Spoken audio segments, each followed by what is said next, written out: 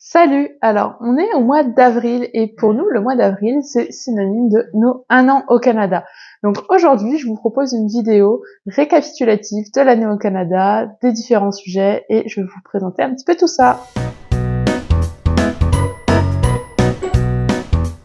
Donc dans cette vidéo, j'ai décidé de la découper vraiment par thématique pour aborder les différentes thématiques qu'on a pu rencontrer cette année et qui ont été importantes dans le fait de rythmer notre année.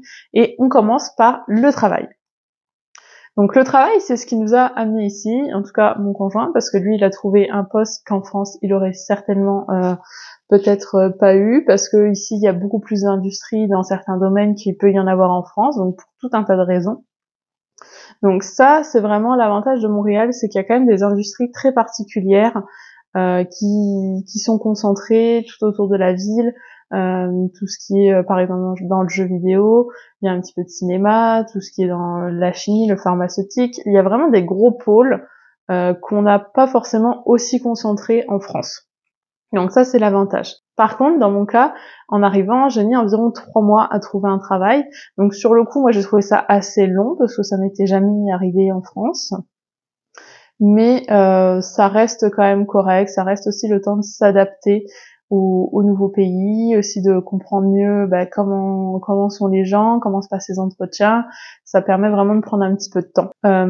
D'autant plus que quand j'ai cherché un emploi, donc on arrive en avril, moi j'ai commencé à travailler en juillet, on était dans un marché du travail qui est totalement différent de celui qu'on peut avoir aujourd'hui. Quand je postulais, on va dire qu'on était à peu près à égalité entre les personnes qui cherchaient et le nombre de postes qui étaient offerts. Sauf que depuis la fin d'année, il y a quand même eu beaucoup de licenciements économiques ou de licenciements tout court dans les entreprises québécoises. Faut savoir qu'au Québec, c'est beaucoup plus facile de licencier quelqu'un que ça ne l'est en France.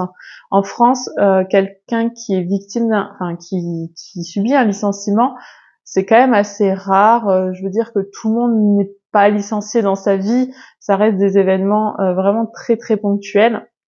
Au Québec, c'est plutôt courant. Je pense que quasiment tous les Québécois seront un jour face à une situation de licenciement.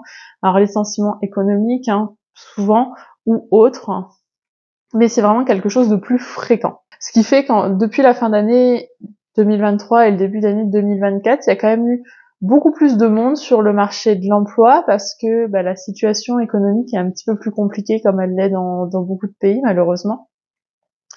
Et que du coup, il y a plus de monde sur le marché de l'emploi, mais le nombre d'offres, lui, n'a pas augmenté, puisque au contraire, les entreprises ont licencié. Et on se retrouve sur un marché où il est beaucoup plus difficile d'accéder à un emploi.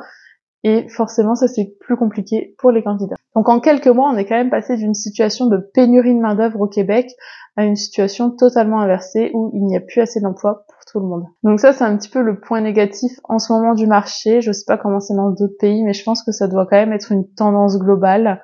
Et le fait qu'il y ait plus de licenciements, ça c'est aussi un point négatif. Par contre, il y a aussi des points positifs dans le travail au Québec. Notamment le fait qu'en général, ils travaillent avec beaucoup plus de bienveillance et dans la confiance. Ils essaient de favoriser au maximum l'équilibre entre la vie pro, la vie perso, en proposant des emplois du temps un peu plus agiles, en proposant plus de télétravail. Donc là, pour le coup, je trouve que le monde du travail est quand même très agréable au Québec, notamment du fait de la confiance, de la transparence et puis de cette agilité entre vie pro et vie perso. Par contre, ce qui est un petit peu aussi dans les points négatifs du travail au Québec, c'est les jours de vacances. Il faut savoir qu'au Québec, le minimum légal, c'est 2 semaines de vacances. Il y a pas mal d'entreprises qui peuvent en proposer 3. En général, ils ont aussi des systèmes où plus on reste longtemps dans l'entreprise et plus on peut avoir des jours de congés supplémentaires. Des fois, il y a des entreprises qui ferment entre Noël et Nouvel An. Mais la tendance, elle est quand même d'avoir moins de jours qu'en France ou dans d'autres pays européens. Donc ça, c'est un petit peu embêtant parce que du coup, on se retrouve partagé entre les jours qu'on a. Est-ce qu'on les prend pour retourner voir notre famille ou nos amis en France, ou est-ce que on les prend pour visiter le pays parce que l'air de rien, il y a beaucoup de choses qu'on a envie de visiter sur le continent américain. Et du coup, ça, c'est vraiment embêtant. Après, on a déjà eu de la chance cette année, on a pu faire plein de choses qu'on voulait faire. On est allé visiter Toronto, on est allé voir les baleines jusqu'à Tadoussac, on est allé à Boston, on est allé faire du chien de traîneau. Mais c'est vrai que tout ça, on se dit, ça c'est des jours qu'on pourra pas utiliser pour faire autre chose parce qu'on sait qu'on a que 2 semaines et que on pourra pas forcément retourner en France sur ces périodes-là. Donc ça c'est un petit peu la contrainte qu'on a. Après, on va pas se plaindre, cette année on a quand même eu de la chance, on est retourné 2 fois en France, on a eu de la visite, donc il faut aussi essayer de favoriser les visites, même si c'est pas toujours évident pour les autres personnes, mais au moins ça permet de gagner un petit peu de jours de vacances. Et du coup, ça m'amène un petit peu sur quelque chose qui fait un petit peu peur quand on part, et je pense qu'on n'était pas les seuls, c'est la distance avec la famille, avec les amis. Donc ça, je pense que c'est quand même assez compliqué à gérer parce qu'on a des relations différentes. Peut-être les amis qu'on voyait toutes les semaines, plusieurs fois par semaine, maintenant on s'envoie plus des messages. C'est vrai que c'est différent. Ça peut être compliqué, peut-être un peu plus de garder le contact, de faire des visios, etc. Avec la famille, on essaye quand même de faire des visios parce que c'est quand même important, mais c'est vrai qu'avec les amis, on a un peu moins le temps de faire des visios. Et puis c'est difficile aussi parce que quand on arrive au Québec, forcément on n'a plus de famille, on n'a pas d'amis. Donc on se retrouve dans un environnement où au final on connaît personne et on doit faire des nouvelles rencontres, mais en même temps c'est quand même long de tisser des liens comme ceux qu'on pouvait avoir avant. Donc ça c'est vraiment l'un des aspects les plus compliqués à se gérer vraiment quand on arrive au Québec. Et après, toujours pareil pour la famille, les amis, on essaie de retourner en France, on essaie de les encourager à venir nous visiter, d'autant plus que comme ça fait pas très longtemps qu'on est là, il n'y a pas grand monde qui a déjà eu l'occasion de venir visiter Montréal et ça leur fait quand même des belles vacances. Avant de partir, c'est quand même un point sur lequel je vous incite à bien réfléchir. Est-ce que c'est quelque chose que vous êtes prêt à faire? Parce que c'est quand même là où vous pourriez, je pense, avoir le plus de regrets, d'avoir cette distance. Il faut bien se rendre compte que voilà, on se voit plus comme avant et réfléchir avant de partir. Ensuite, je voulais vous parler des logements parce que Montréal, c'est très compliqué de se loger avec des logements qui sont devenus chers quand même au fil des années. Donc là, bien faire attention, bien regarder votre budget et ce que vous voulez avant de partir. Donc regardez sur des sites comme Centris, sur Kijiji, sur Marketplace pour voir un petit peu ce qui vous plaît. Le logement, c'est quand même très important de bien s'y sentir, d'être dans un beau logement, isolé, parce que été comme hiver, vous allez avoir ou très chaud ou très froid. Et aussi de regarder la localisation. Donc nous, on a pris un premier logement depuis la France sans le voir. Le logement était impeccable. Par contre, la localisation c'était vraiment pas idéal. Il y avait pas grand chose autour et du coup, c'est vrai qu'on pouvait pas pleinement profiter de Montréal. Donc c'était plus vers Annecy que Cartierville. C'est un quartier qu'on aime un petit peu moins. Donc finalement, on a décidé de déménager parce que le quartier nous convenait moins. Et puis j'en profite quand même pour souligner, faites attention aux couloirs aériens quand vous prenez un logement sur Montréal, parce qu'il y en a plusieurs et je peux vous dire que quand vous êtes en dessous et que quand c'est l'été, il y a énormément d'avions qui passent et ça peut être dérangeant.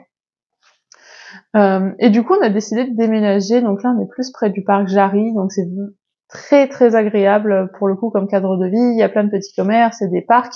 Et en fait, le fait d'être dans un logement ou dans un autre, ça vous offre vraiment deux expériences mais totalement différentes dans la ville de Montréal. Et en fait, on se rend pas du tout compte que en fonction du quartier où on est, ça n'a rien à voir. Ensuite, on a toute la partie course. Donc l'alimentation, c'est vrai que c'est pas évident quand on y arrive. Pareil, d'un magasin à l'autre, vous n'avez pas du tout la même chose et on peut avoir du mal à s'y retrouver. On n'a pas les mêmes produits qu'en France, pour autant, ils ont vraiment des produits du monde entier. Et donc ça, c'est appréciable vraiment de pouvoir avoir de la cuisine de n'importe où dans le monde. Les prix, par contre, c'est un petit peu compliqué quand on arrive parce qu'avec la valeur du dollar canadien par rapport à l'euro, on a l'impression que tout est très cher.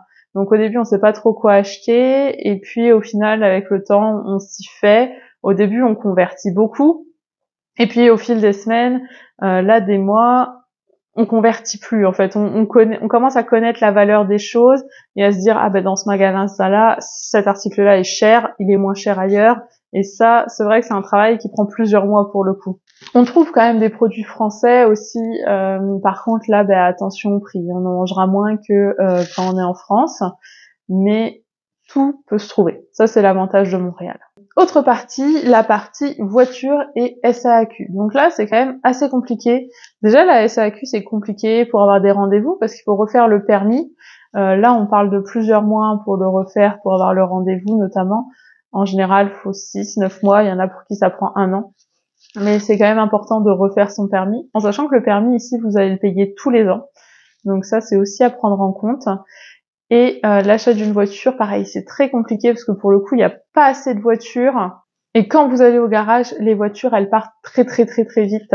Donc là-dessus, il faut vraiment faire attention parce que, c'est pas qu'il faut faire attention, c'est que vous allez y passer du temps si vous avez le projet d'acheter une voiture, et ça, il faut le savoir. Donc là, SAQ est plutôt une expérience négative parce que beaucoup d'attentes, parce que c'est très long, que ce soit pour avoir les rendez-vous ou même sur place. À chaque fois que j'y suis allée, j'y suis restée minimum 3 heures. Beaucoup de difficultés pour envoyer les plaques d'immatriculation, etc. Mais d'un autre côté, vous n'avez pas le choix parce que c'est le seul organisme. Ensuite, je vais aussi vous parler de la météo et du temps à Montréal. Donc, forcément, il y a 4 saisons à Montréal. Je pense qu'elles sont plus marquées qu'en France. L'été, il fait vraiment très chaud, mais c'est un petit peu humide en même temps. Souvent, il y a quand même du vent, donc ça aide. L'avantage, c'est que dans pas mal d'endroits, il y a de la climatisation parce qu'il fait vraiment chaud. L'automne était beau parce que toute la partie avec les feuilles, etc., c'était vraiment cool.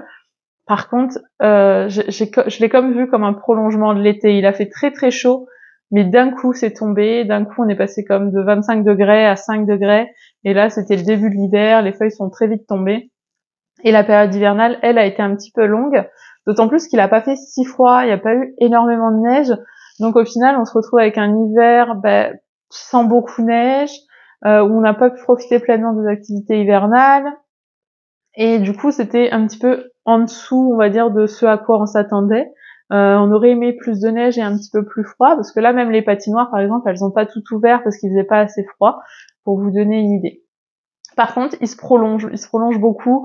En avril, il a encore neigé au début du mois, il y a eu une tempête de neige, alors qu'il n'y en a presque pas eu pendant l'hiver, donc ça, c'est un petit peu dommage. Parce que quand on arrive en avril, on a envie de voir le printemps. Donc là, ça commence à arriver, le printemps. Il y a des jours où il a fait comme 20 degrés, mais bon, ça reste limité. Il n'y a pas encore eu vraiment de belles journées, donc je pense que ça sera plus pour le mois de mai. Donc mon bilan, il serait vraiment positif parce qu'on a pu découvrir beaucoup de choses cette année, et ça, c'était plaisant. Toutes les choses que je viens de vous aborder, c'est des expériences vraiment qu'on a vécues à temps plein pendant plusieurs jours, plusieurs semaines, plusieurs mois. Et c'est vraiment une expérience très riche. Donc pour le coup, très positif. Le seul point négatif qu'on peut voir, c'est vraiment la distance qu'on peut avoir avec la France, avec nos amis, notre famille. Le fait qu'il n'y ait pas trop de jours de congé, ça facilite pas les choses, mais ça reste une belle expérience.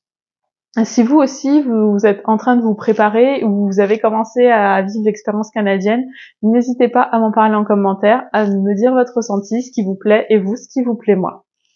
Et on se retrouve bientôt. Bye!